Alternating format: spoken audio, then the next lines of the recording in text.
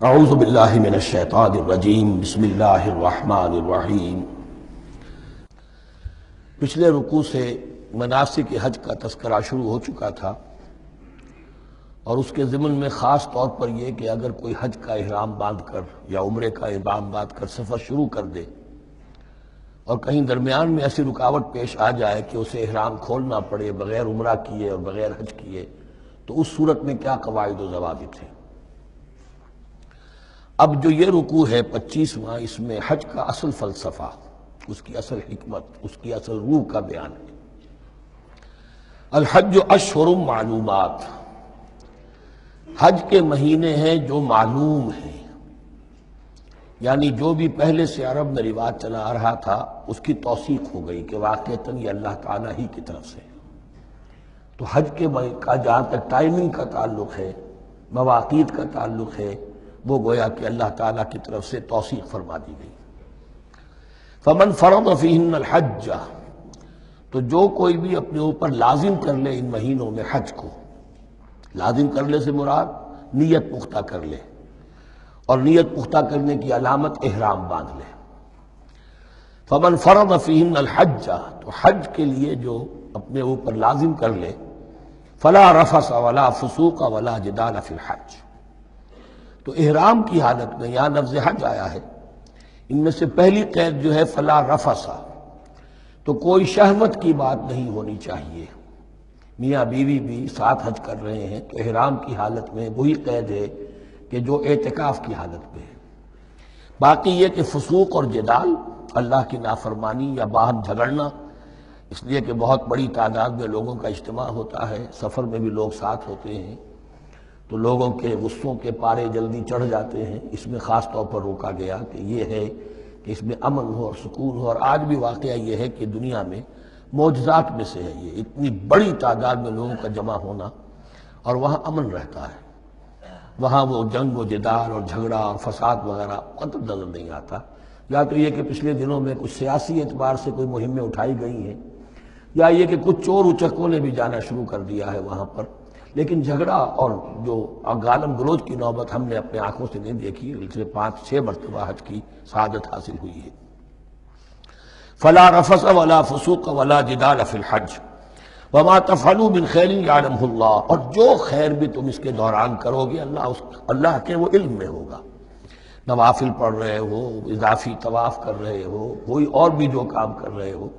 تو اس میں کسی اور کو دکھانے کی ضرورت نہیں ہے، اپنے خاموشی کے ساتھ انسان وہ اپنی جو بھی نیکی مزید کما سکے کمائے، جو بھی مناسک حج ہیں ان پر مستضاد۔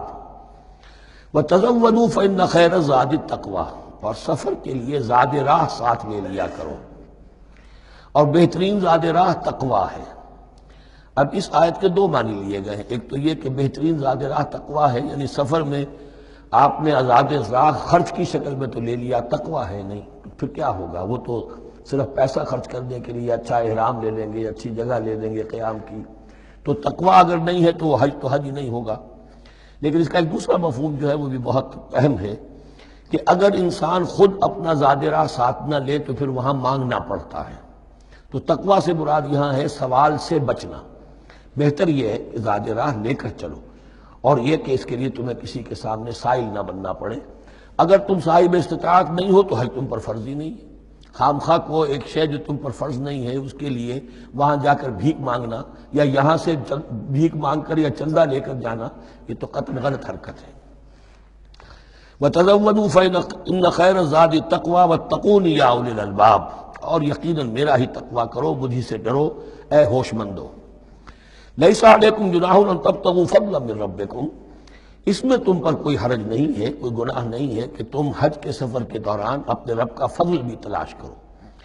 آدمی ہندوستان سے پاکستان سے جا رہا ہے، اسے ایسی اجناس لے جائے تجارت کے لیے جو وہاں پر بیچ کر کچھ نفع حاصل کر لے، تو یہ تقویٰ کے منافی نہیں ہے۔ اگر وہاں پر کوئی کاروبار کر سکو کرو۔ فَإِذَا أَفَضْتُم مِّنْ عَرَفَاتٍ، تو پھر جب تم عرفات سے واپس لوٹو، اس لیے کہ اصل حج جو ہے وہ عرفہ ہے، الحج العرفہ۔ حج کے بقیہ تمام مناسک رہ جائیں، صرف عرفہ میں شمولیت ہو جائے، قیام عرفہ میں، تو حج ہو گیا۔ باقی جو چیزیں رہ گئی ہیں اس کا جو بھی اس کا کفارہ ہے، اس کا جو دم دینا ہے وہ دے دیا جائے۔ لیکن عرفہ سے اگر آدمی رہ گیا عرفات کے قیام سے تو پھر حج نہیں ہوا۔ اب یہاں سے جب لوٹتے ہو تو فاذکروا اللہ عند المشعر الحرام، یہ ٹائم ٹیبل نوٹ کر لیجئے کہ اصل میں 8 کی شام کو مکے سے نکلتے ہیں 8 ذی الحج کو، اور رات منی میں گزارتے ہیں۔ پھر 9 کا دن ہے اصل یوم عرفہ، 9 ذی الحج، صبح کو نکلتے ہیں، قافلے چلتے ہیں، اور کہیں دوپہر تک، اور دوپہر سے بھی ہو سکتا ہے تاخیر ہو جائے، لیکن کوشش ہوتی ہے کہ ظہر سے پہلے پہنچ جایا جائے، لیکن ظہر اور عصر دونوں ملا کر پڑھ لی جائیں عرفات میں داخل ہونے سے پہلے۔ اس لیے جو مسجد ہے عرفات کے میدان سے ملحق وہ عرفے کے اندر شامل نہیں ہے، وہ اس کی حدود سے باہر ہے۔ تو اصلیے اس کا افضل یہی ہے کہ ظہر اور عصر ملا کر وہاں پڑھی جائیں، اور اس کے بعد سے غروب آفتاب تک قیام ہے، وہ عرفات کا قیام ہے، اس میں کوئی نماز نہیں، یعنی جو روایتی جو عبادت ہے اس کے سب دروازے بند۔ اب تو اگر دعا کی آپ کے اندر ایک روح پیدا ہو چکی ہے، اپنے رب سے ہم کلام ہو سکتے ہیں، اور آپ کو حلاوت مناجات حاصل ہو گئی ہے، تو دعا مانگتے رہیے، بس یہی ہے دعا۔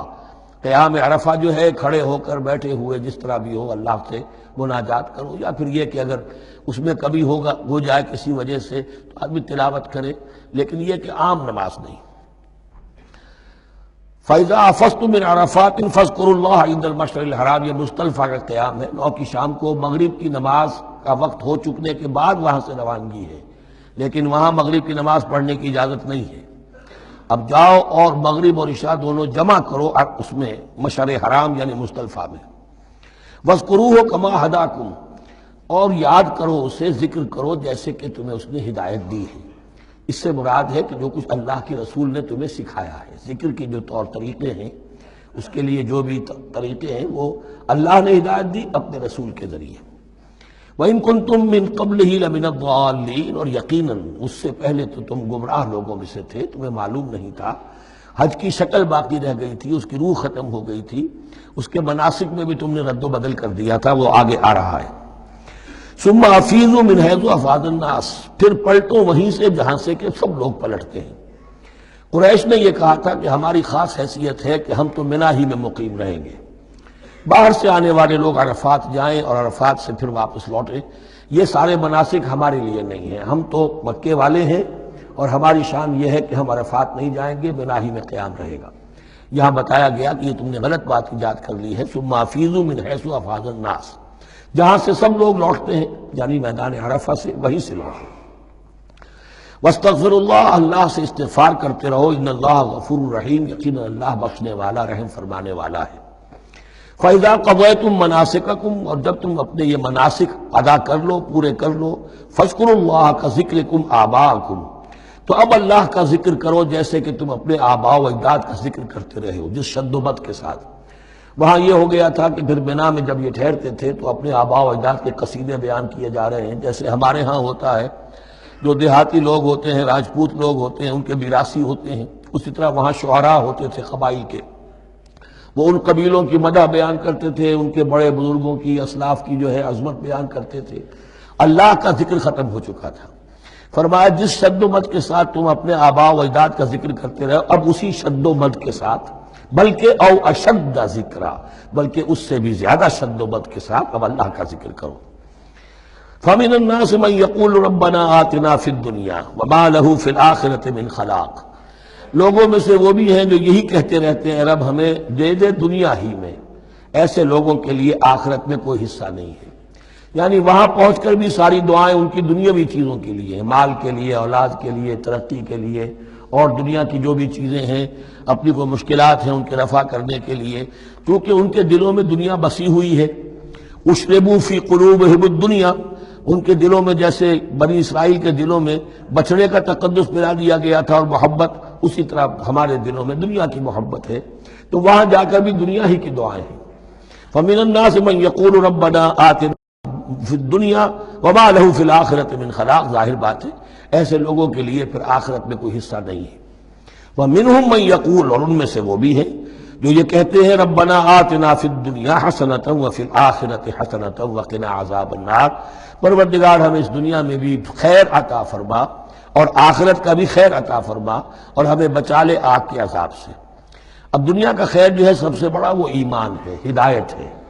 دنیا کا کوئی خیر نہیں ہے جب تک کہ اس کے ساتھ ہدایت اور ایمان نہ ہو۔ تو سب سے پہلے انسان ایمان طلب کرے، پھر اس کے ساتھ اللہ تعالیٰ دنیا میں کشادگی دے دے، رزق میں بھی کشائش دے دے تو ٹھیک ہے، کوئی بری بات نہیں، اچھی بات ہے۔ لیکن یہ کہ اصل شے کیا ہے؟ ایمان اور استقامت۔ اولئک لہم نصیب مما کسبوا، یہاں یہ لفظ بہت اہم ہے، ان کے لیے حصہ ہوگا اس میں سے جو انہوں نے کمایا۔ محض یہ دعا کرنے سے یہ دعا جو ہے یہ کافی نہیں ہو جائے گی۔ اول تو یہ نوٹ کر لیجئے، یہی وہ دعا ہے جو یعنی رکن یمانی سے لے کر جو بھی ہر چکر ہوتا ہے اس کا طواف کا، تو رکن یمانی سے لے کر حجر اسود تک کا جو دورہ ہے، اس میں یہ دعا مانگی جاتی ہے، ربنا آتنا فی الدنیا حسنۃ وفی الآخرۃ حسنۃ وقنا عذاب النار۔ اولئک لہم نصیب مما کسبوا، ان کے لیے حصہ ہے اس میں سے جو انہوں نے کمایا۔ اچھا، اس میں سے جو انہوں نے کمایا، اس میں سے کہ وہ تو سارا ملنا چاہیے، لیکن بندے کو ڈرتا رہنا چاہیے کہ ممکن ہے اس میں سے کسی مسئلے میں میری نیت میں کوئی فساد آ گیا ہو، ممکن ہے اس میں سے میرے کسی عمل کے اندر کوئی کمی رہ گئی ہو، کوئی کوتاہی رہ گئی ہو۔ اس لیے یہ نہ سمجھ لے کہ جو بھی کچھ کیا ہے اس کا اجر لازماً ملے گا۔ مما کسبوا، جو انہوں نے کمایا ہے اس میں خلوص ہے، اس میں بے ریائی ہے، اس میں تمام جو بھی اس کے آداب اور شرائط ہیں ملحوظ رکھے گئے ہیں، تو ان کو ان کا حصہ ملے گا۔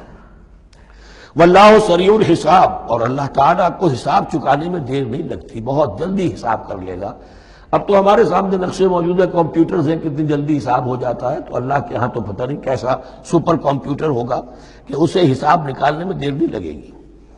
وَاذْكُرُوا اللَّهَ فِي أَيَّامٍ مَّعْدُودَاتٍ، اور ذکر کرو اللہ کا گنتی کے چند دنوں میں۔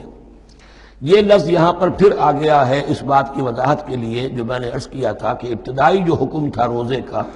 ایام معدودات، وہ 3 دن کے روزے تھے، اس لیے کہ یہاں بھی معدودات کا لفظ آیا ہے، فی ایام معدودات، اور سب کو معلوم ہے یہ 3 دن ہیں،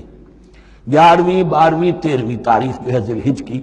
کہ پھر یوم نحر کے بعد 3 دن یہاں پر قیام ہے، مبیت ہے، تو وہ 3 دن ہے ایام معدودات۔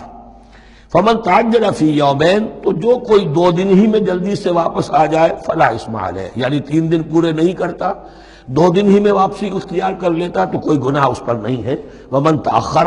اور جو پیچھے رہے یعنی 3 دن کی مقدار پوری کر لے، فلا اثم علیہ لمن اتقی، تو اس پر بھی کوئی گناہ نہیں، لیکن شرط ہے تقوی۔ جو 2 دن میں چلا گیا تقوی تھا تو بھی اللہ تعالیٰ کے ہاں اس کا اجر محفوظ ہے، جو 3 دن رہا تقوی ہے، تیسرے دن اس نے کچھ اور ہی حرکتیں نہ شروع کر دی ہوں، جی اکتایا ہوا ہے اور طبیعت کے اندر جو ہے وہ ٹھہراؤ نہیں ہے، تو وہ تیسرا دن اس کے لیے کوئی خاص مفید نہیں ثابت ہوگا۔ لیکن یہ کہ اصل شے جو ہے اللہ کے ہاں جو چیز کے شرط لازم ہے قبولیت کے لیے وہ تقوی ہے۔ لمن اتقی واتقوا اللہ واعلموا انکم الیہ تحشرون، اور اللہ کا تقوی اختیار کرو اور یہ مستحضر رکھو اپنے ذہن میں کہ تمہیں اسی کی جانب جمع کر دیا جائے گا، تم سب کے سب ہانک کر لے جاؤ گے اسی کی جناب میں۔ صدق اللہ العظیم۔